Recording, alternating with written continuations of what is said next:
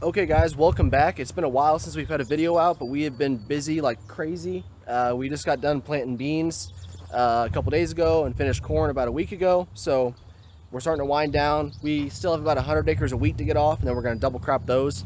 So I had a chance this weekend to get a video together and get some footage. A lot of this footage is from about a week ago, week and a half ago. So we got a lot of stuff going on.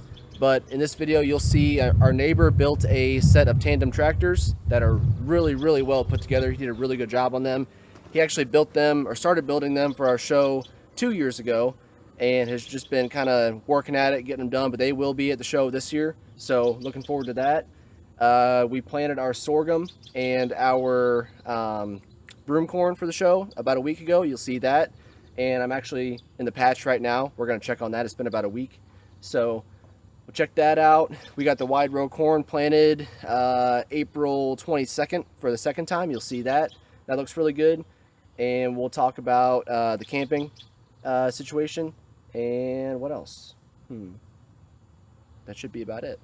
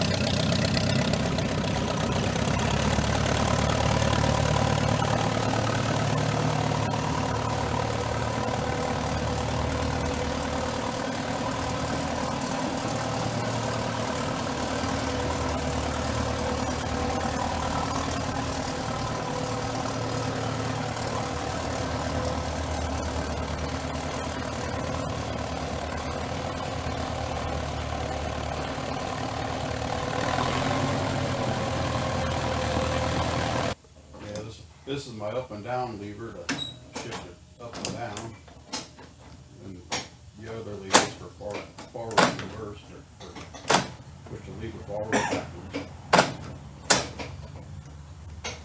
It took a little bit of cussing and making before it come out, but it's My throttle lever is here, what I could kind of fine tune it, and it's hooked together with the back tractor to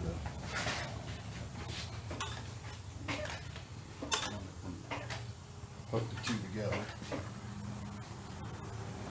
How did you come up with your hitch design? Basically copied off of a Ford New Holland Versatile. How that top link worked in them. And the clutch system is just a slave cylinder and a master cylinder that I hooked together to get the clutch to work. You even got chokes for both of them too, don't you? You can choke the front tractor from the back tractor. Choke the back. Right. Another thing we're trying to get done this weekend is planting our broomcorn and our sorghum for the show. So this lot we got back here is one of the only things we have left that's not planted this year, but it was a horse lot for, oh man, a long time, really long time.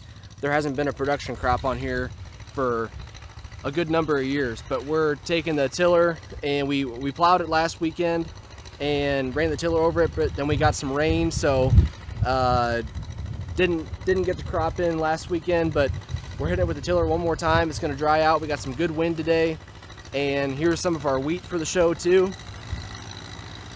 We're going to bundle this wheat here when it dries out, and that'll be used for our thresher machines that we got coming to the show. It's looking really good. We probably have 10 or 15 acres total that we're going to bundle. And then back over here, we've got the 40-30 with the wide row planter that we're going to use to plant our sorghum and broomcorn. The broomcorn is going to be used to make brooms at the show. We've got an antique club that's coming, and they're going to make brooms.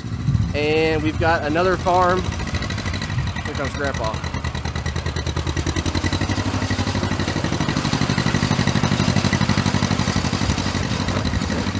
Well, we got a John Deere 4-row 7100 planter here, and we've got Kinsey 30-cell brush meter plates in here because we're using a very small seed. It was donated by Rolling Meadows Sorghum Farm. They're going to be at the show, and they're going to make the sorghum and the sorghum-related items. Us raising down here eliminates them the fact of having to drag all the stuff from Wisconsin here to our show. So we'll have the sorghum here for them to use their sorghum mill and that on. But basically, this is a very small seed, and John's going to have to kind of brush this seed into the seed unit here because we got a small amount of it, and we're just going to plant 2 rows at a time because of the size of the seed. It is a treated seed, but we'll plan on just cultivating it rather than use any seed treatment on. So I guess we'll get started. Looking boxes, John?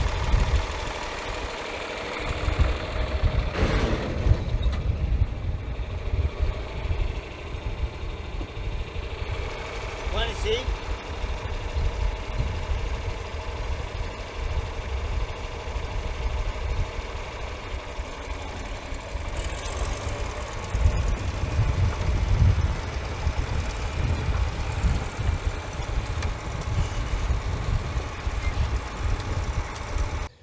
Okay, so it's been about a week since we planted. This is sorghum here. You can see one guy's right there. Got another one there, another one there. And the rows are starting to form. Looks like they're starting to come up here. We got one guy right here. He's got a couple neighbors. It's definitely not coming up as good as the sorghum, but it still could be early. Here's a couple right here. Yep, they're starting to come through. We'll give it another week, and the next video, hopefully I'll get one out sooner than, it'll definitely be sooner than last time, but we'll give these guys a little bit of time and we'll check them again here in the next video. But yeah, looking good so far. This corn was planted the first time around on March 22nd. And after we planted that, it got about 3 weeks of rain and cold, and basically it forced us to replant. But now it's looking pretty good. We got about 40 acres of wide row corn behind the farm here.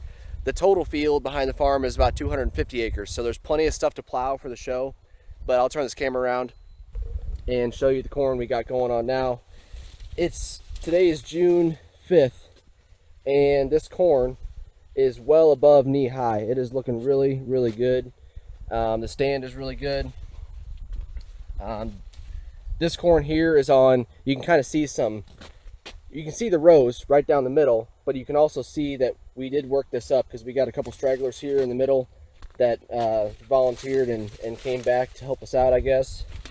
But these rows are on 38-inch centers, the wide row corn, for your pickers and combines. And this reminds me too, if you guys have a picker or an old combine you plan on bringing, please get a hold of us so we kind of have an estimate of how many we're going to have.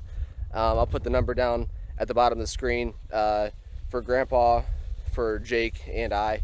So if you want to let us know what you're bringing, that way we can kind of plan ahead.